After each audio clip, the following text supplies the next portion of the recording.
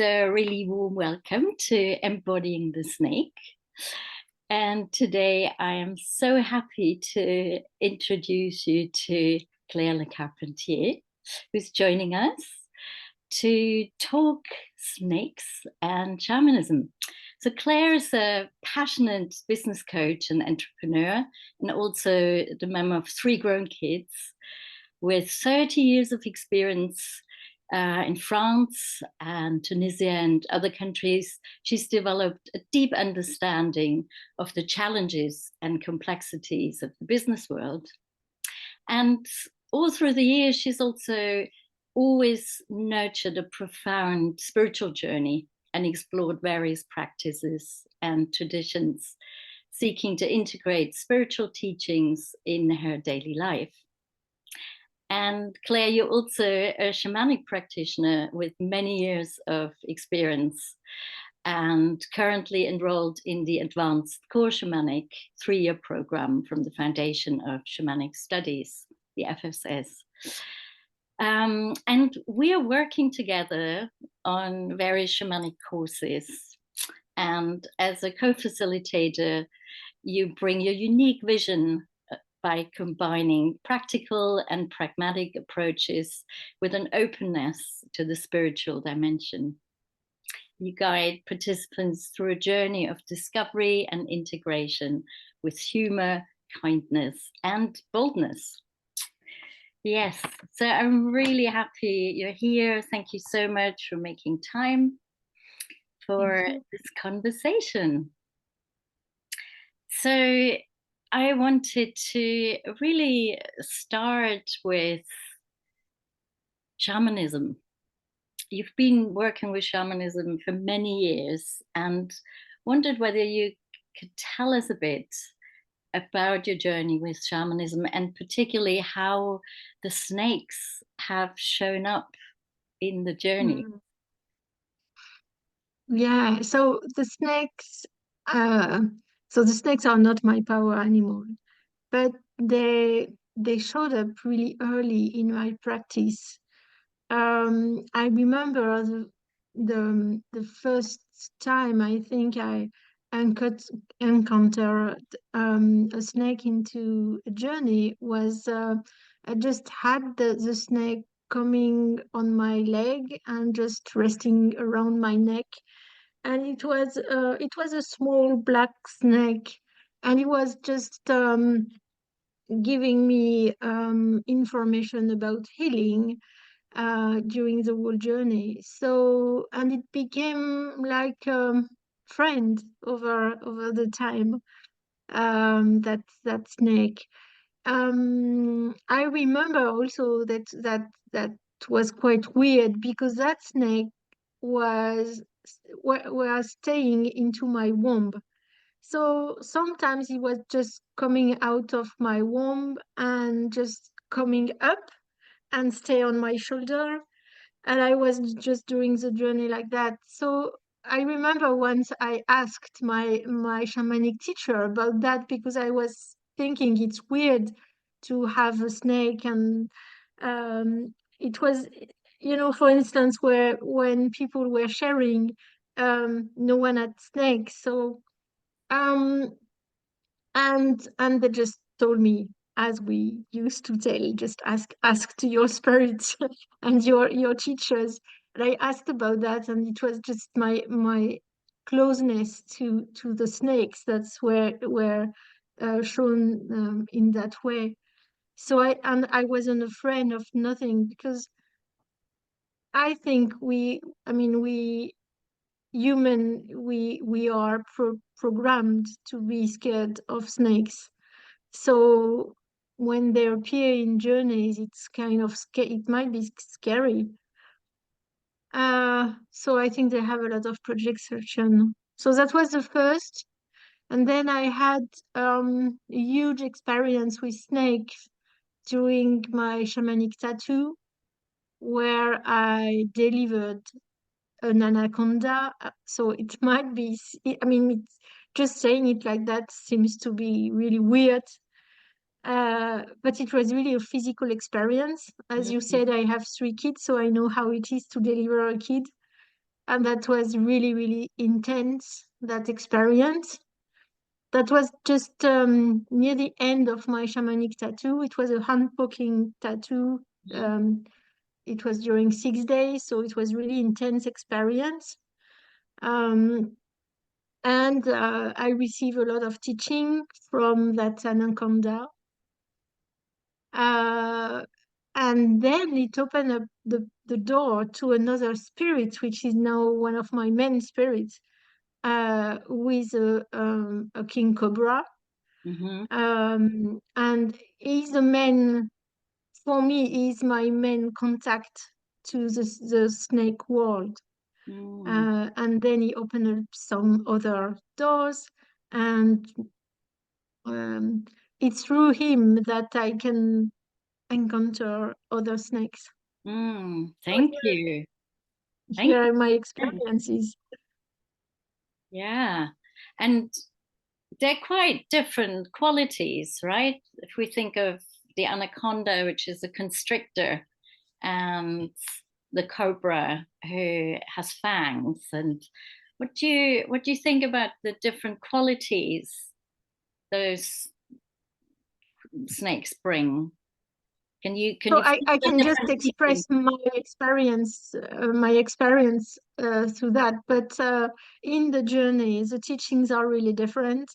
For instance, the teaching I receive from the anaconda are really linked to their way of living, and how they, for instance, cleanse the forest and the rivers, how they take care of the environment.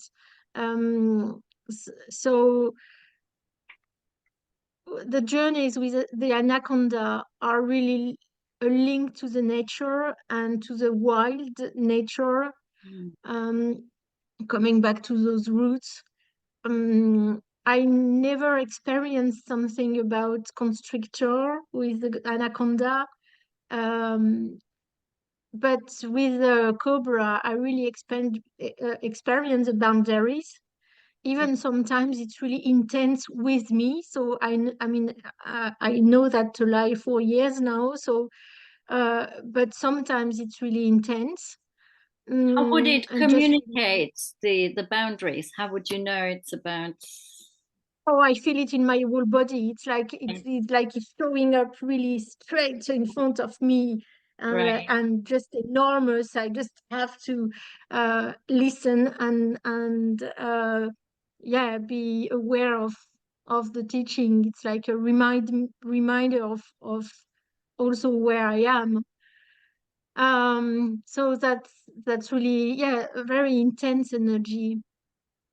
uh so that those are the difference I could see, I mean, in the journeys. And would you say that they show up sometimes in dreams as well? So in your night dreams, and yeah, is that Yeah, it different from happens. the Yeah, journey? yeah, it happens also in dreams.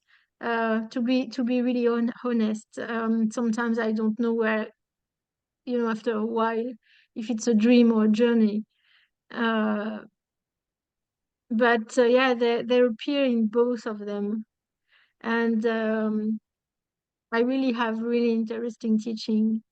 um I just recall the one we've done together, with a beautiful teaching about the brain, and how human we are always in our brain, and snakes are just every cell of their body is their brain, their way they experience the world.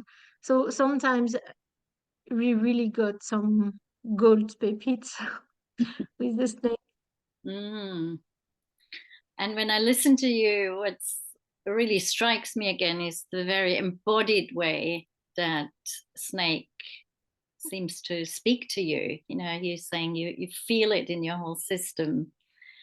And I wonder what you feel are the main teachings from snake around embodiment, around Um, how we're relating to our bodies, how we live in our skin. yeah, So what you say about snakes in my journey, it's really, I mean, it's really true. It's really embodied. Even if I just, because when you said that, I was wondering, or I was reflecting more about the fact that I don't merge with them. So most of the time, it's not a merged experience. It's just my body.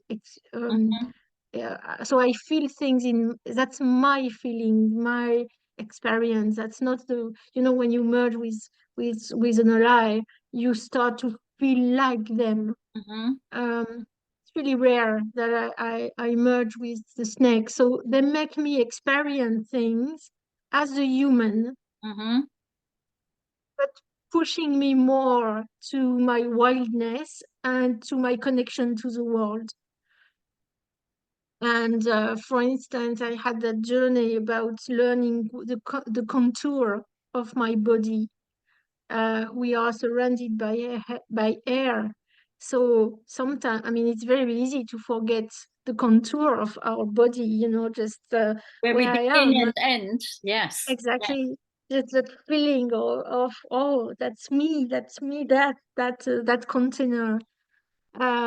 So that kind of thing, or um How did the snake show you? How did the oh, snake just teach you? by just being around me. It was a big boa, Mhm, just being around my body like that, and I could feel on my skin, the skin of the snake. mm. So Very much yeah, that's like a snake massage that yeah, little Snaky Sue offers. Yeah, where we can yeah, all and feel. it's really fun because now I met your snake seeds in real life. I know what it is and I feel what it is. But before I knew already, even if I never had the chance to meet a snake before, because in the journey it was so vivid, it was so real, and now I know it's to say exactly the same feeling. Mm. Yeah, I wanted to ask you a bit more about your relationship with Sid. Um, what happens when you are with him, when you handle him? Or I mean, you just said right now that it felt quite similar than on your journeys. But maybe tell us a Yeah, little bit about your journey so far with Sid. we so the first time I was a bit anxious, and I but really fast it was as if we knew each other. I already had between dream and a journey, like um I already visited him before, uh like in a journey. So I it was as if I could communicate with him already. And so when we met, it was really um yeah, I would say familiar. And now I don't question myself anymore. I just enjoy that his energy. I can really feel he's really a bit adventurous. Sometimes he wants to see a lot of things, and at the same time, when I can handle him properly and very smoothly. He just rests, and he can massage the neck also. So I really like that the connection that connect, just the connection from a being to another, and the energetical connection. Um, I mean, what I feel in my body is much more. I feel much more grounded when I have the snake, and it's like my whole body just calm itself and rest. So yeah, I really like Mm, holding seeds. yeah, and he responds to our various energies as well, don't he? Yeah, Yeah. yeah, that's true. That's really beautiful to be able to yeah, to have uh those dances with him, it's really essential feeling the snake around us. It's really, and in the same time, it's also to remind us of, I mean, nature. Sometimes they get really, really strong.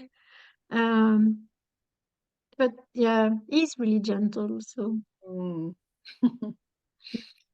And so, we talk a lot about what I call snake medicine. So, what we can learn from the snakes, literally from the snakes, like Sid, but also from the varied symbolism of the serpent.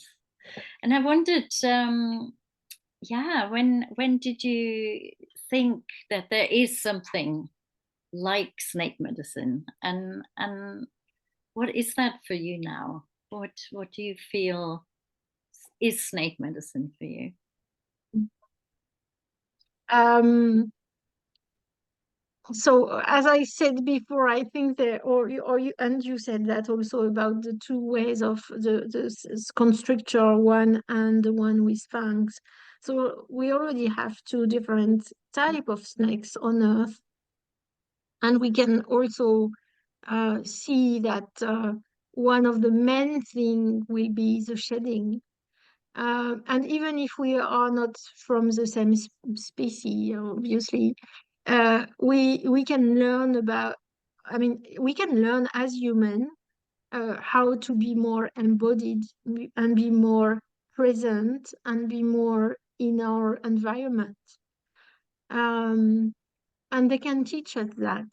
They can teach us as real snake because we can see how it works, how they shed, how they put boundaries, how they live, and so on and so forth. But we can also learn in the journeys. And in the journeys, what I saw is that they're willing to talk. They're Mm-hmm. willing to share. Um, the more I journey with them, the more they ask. I mean, the cobra asked me to come every day for a teaching, um, Wow. for some weeks now, and they always have very interesting things to say about every intention I could have, and most of the time, it they help me to understand by showing me or making me live something in the Mm. journey. So it's really experiential. Experiential and very visceral, embodied. Exactly. Yeah. Yeah. And also there that link, I mean the connection of the human and the snakes, it's really in our reptilian brain. So it's really old that fear we have or that link we have. I don't really know if the fear came just because of all the stories and also of the fact that we are disconnected from snakes. Um, I'm not sure that the fear was really always there Mm. because there's a lot of snakes that are not venomous or that Sure. not mortal for human, and the more of them they are so scared of us. Yeah, So sure. And I mean, there is the big idea that there was this parallel process of, in a way, the severing of spirit and sexuality, and the power of women's sexuality, particularly in the snakes, because they always journeyed together, and snakes were revered all over the planet, and in patriarchal time that was severed. So, but also there is the aspect of the snake being venomous at times, and being able to bring that transition to death as well, which is an aspect, yeah, I don't talk a lot about, but that is also the power of snake. yeah, and it's Bring that. also the part, I mean, the venomous part is interesting because it's both. I mean, it's also a cure Yes. and it kills. So you have both the information about death and cure. Um, Yeah, that's really not a part I've already worked on, the death part. They're not my psychopompes. They're really here with me on healing Mhm, and on shedding, on teachings. mhm. So my experience in my shamanic practice is much more on those aspects. But I'm sure they have a lot of Yeah. things to say about death. So would you say the teachings that are coming in for you from the snakes in this very visceral and embodied ways, do you think they always have a personal aspect and a collective aspect? Yeah, most of the time, the personal aspect is coming with me Hmm. as an intention. I want to work on something, or I have a Yes. question, or I would like to have a teaching about a specific area. So I come with an intention. And most of the time, the teaching is wider because it shows me how we as human react um, compared to the snakes, Hmm. or it's going to show me a wider aspect of the protection of nature, for instance. Um, so yeah, I think it really comes with a collective, and also the fact that the snakes they really want to share. So the more people can access that, and I mean, it's so much teaching there. What do you feel are some of the most important teachings for the world, for the collective, and for this, yeah, this moment in time where we are alive? I think the first thing is the embodiment. The It should be embodiment. yeah. Um, I mean, the embodiment and the link to the nature, I would say. Um, and then they can teach on a lot of other things. But for our time, the thing we really need is more embodiment, Mm, and also more alignment with our true nature. I mean, a snake doesn't ask himself how to be a snake. mm. So this attunement, being attuning back to our true nature. True nature of human. I mean, it's as if the human beings, we are always asking ourselves how to be human, or how, I mean, what's our purpose? Um, we are living in a weird paradigm between the fact that we can access a lot of things, a lot of objects, I would say, or we are living in a very material world, and that material world also created a space between us and nature and our world. And in the same time, a lot of people are not feeling well between work and everything. So we are in a very weird paradigm right now, where we're probably shifting from an era to another. And the snakes that just look at us and say, Why are you thinking so much? Just be. Yeah, Be with your body. Be with feel your contour, feel the thing around you, and just try to be human, not to do things or to pretend you can be something else. So yeah. yeah, I would say Be with the that. cyclical nature, um, um, which is everywhere, and now. it touched the also being well in our body, and I mean, there's a link also to the sexuality and to everything that could be really simple and not very simple it is. Mm, yeah. And yeah, I'm still struck with the two strong big snakes, so the anaconda and the cobra, and all the teachings from the two of those, and yeah, and how they come through for the collective at this moment. It's so Mm. powerful. And so the shamanic journeying is one way, and maybe also setting intentions for dreams, would you say? Yeah, and I think also, as I said, we see my experience, the more you journey with a snake, the more you learn about them, and then it is less scary when you meet them in real life. Hmm. And so they're both available to us, the literal Mm. snakes, and then the whole Yeah. realm of yeah, the spirit snake, or Uh, the and I understand, I mean, I clearly understand very well people that are really, really afraid of snakes. Sometimes for people, even just speaking about snakes make them really fearful.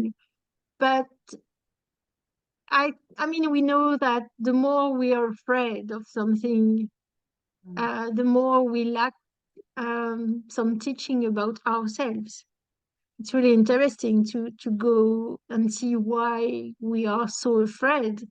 And because being afraid of snakes in our time, in our life, I mean, we're not living in South Africa, for instance. I mean, you and me. Um, I never met a snake in my whole life, or when I was a child, a viper once, or um. So, and nevertheless, a lot of person living around me are really, really reluctant and afraid of snakes. what So would you that say means to them? something. What Yeah, would you there's say to something. a person that's really scared, and they wanted to say, a person hears about your relationship to snakes, but they say, God, I'm really scared. What would you say to them? That I would say try. You can try to by journeying and meet them to just. You can also say you're very scared, and they'll probably ask why, and then you're gonna start a chat, a discussion with the snake, and yeah, coming from there, you can learn a lot of things around that, and probably a lot of things beneath, because I'm not really sure that people are really scared of the animal anymore. I mean, Yes, but more about what it represents and what probably the image. I mean, the religion didn't help the snake. yes. And I love what you're saying there, because it's about building a relationship, right? When Mm. we go into a communication, we're showing up and we're saying, hey, I'm here even though I'm scared, and then having that opportunity to actually hear from the snakes what they might have to say. And like you say, they might have a lot to say about where the fear might come from, or how they might help with that. Yeah, yeah, sure. I think it's a lot about understanding and um yeah, there's a lot of animals like that. Like let's see spiders, that's the same. And they're really useful on Earth, and they're doing a great job also. And it's the same with snakes. So it just showed the distance we created between human and nature. Mm. And shamanism allows us a At way the bridge. to, yeah, it's a beautiful bridge. Yeah, So it's a beautiful bridge, and they have. I mean, their teaching is not only on nature and on us or healing, but it can be about everything. I mean, the agility they have, the way they will, for instance, go around an obstacle. I mean, you can see that in your work or in your life or in your relationship. So any any intention works. because they will have their own way to see, to show you how it could be different. And I love that about the shamanic way of engaging with snake medicine. It's this very experiential way, because sometimes, yeah, we can read about something or speak, but when you have an experience that's so visceral, when they show you something, or yeah, literally, like you've been given the contour of, yeah, to feel the contour of your body, that's something that stays with you, right? Exactly, exactly. And it's always the same with shamanism. You know what we talked a lot about that, but what I love with shamanism is you don't need to face your trauma. Sometimes your wound or your way to the healing will show up in a different way, Mm. and it will heal a lot those part of you. And I think the snakes have a lot to teach us on that part. And I'm absolutely loving that you have a Cobra teacher that tells you to show up every day. Because to me, what that speaks of is this sense of apprenticeship, and coming to a teacher and learning really these many, many aspects. Because to me, it shows like it's not like a one-off teaching, or it really speaks to those really multifaceted teachings that the snakes bring. Just Yeah, yeah. That's really, I mean, I could have also those kind of, because it's very linked of my way of learning things, Mhm. and with my relation with my shamanic allies. Um, I've done that before on specific subjects, so I know it's really related to my way of learning, doing, having that routine of meeting my allies and creating that really strong bounds, and also yeah, going deep into the teaching. But the great thing is that they can help for any subject. And once you're gonna have a black boa, and the day after you're gonna meet a very small green snakes, and it can change.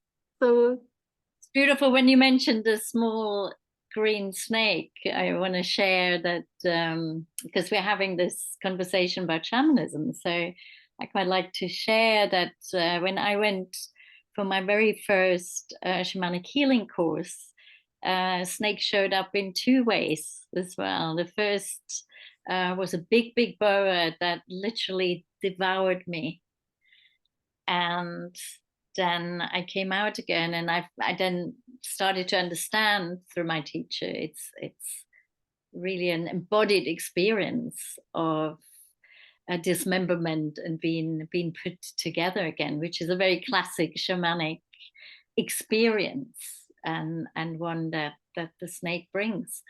And the other was an experience of working with a plant medicine teacher, which was working with the spirit of fern. And the spirit of fern showed up in the shape of a small green snake. And I really absolutely loved that, because for me there's also that connection between that plant that's unfurling and curling, and the snake. And yeah, so like you say, they come in these different, in yeah, variety as they are in the world, to teach us. Yeah. yeah, exactly. So thank you so much for this rich, rich conversation. And I wanted to ask you lastly, do you have a favorite or beloved snake story? So it could be one that you know of, one you've experienced. uh,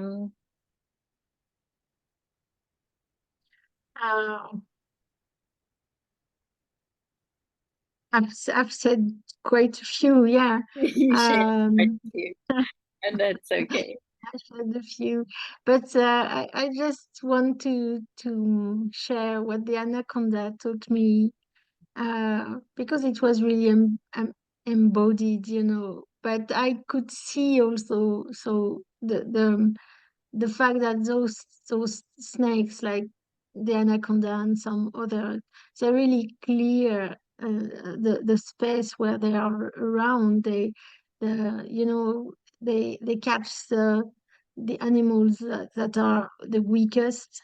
Mhm. They are really important also in the balance of their environment. And I really could see that.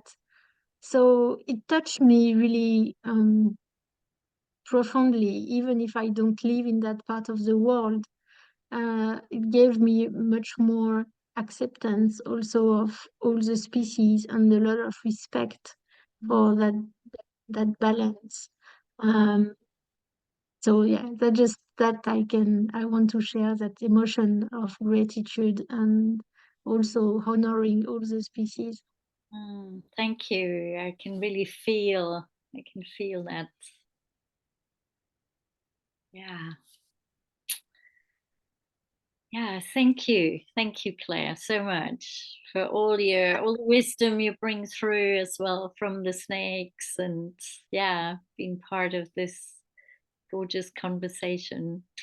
Yeah. Thank you. Thank you.